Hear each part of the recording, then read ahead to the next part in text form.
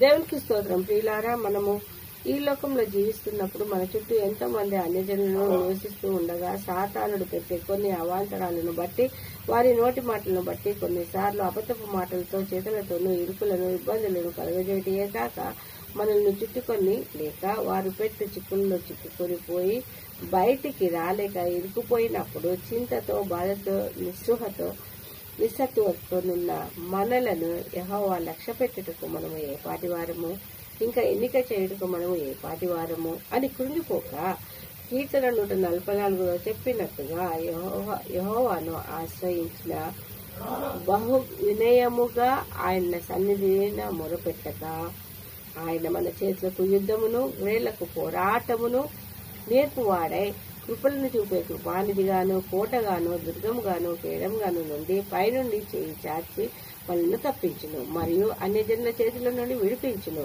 ఈ విధముగా ఇంతటితో ఆగక మనల్ని లేవనెత్తి మన కుమారులను యవ్వన కాలమందు ఎదిగిన మొక్కల వలె నించును, మన కుమార్తెలను చెక్కిన మూలకమ్మముల వలె నించును.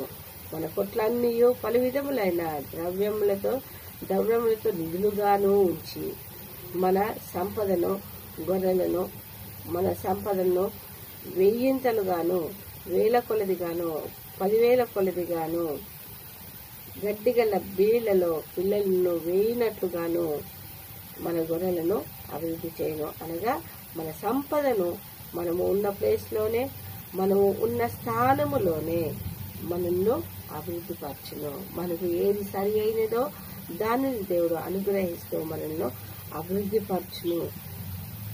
1000 కొలదిగాను, 10,000 కొలదిగాను మనల్ని అభివృద్ధి పరచును. మరియు మనకు మన దగ్గర ఉన్న మన పిల్లలను తనకు కుమారులుగాను, కుమార్తెలుగాను ఎదిగింపచేయుటలో దేవుడు మనకు సహాయము చేయును.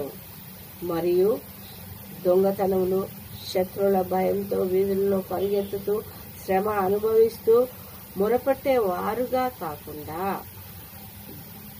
అలాంటి స్థితి మనకు లేకుండా దేవుడు అనుగ్రహించి ఆయన జనులుగా జీవించే భాగ్యమును మనకు అనుగ్రహించును. ఈ విధంగా యెహోవా మనల్ని, మన సంపదను, మన కుటుంబమును, మనలందరినీ ఆయన జనులుగా జీవించే భాగ్యమును దేవుడు మనకు అనుగ్రహించును. ఈ విధంగా యెహోవా జనులుగా జీవించే భాగ్యంలో పరిశుద్ధాత్ముడు మనల్ని నడిపించునుగాక.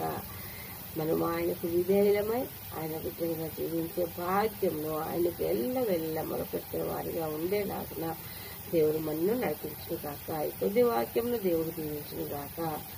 ఆమేన్, ఆమేన్, ఆమేన్.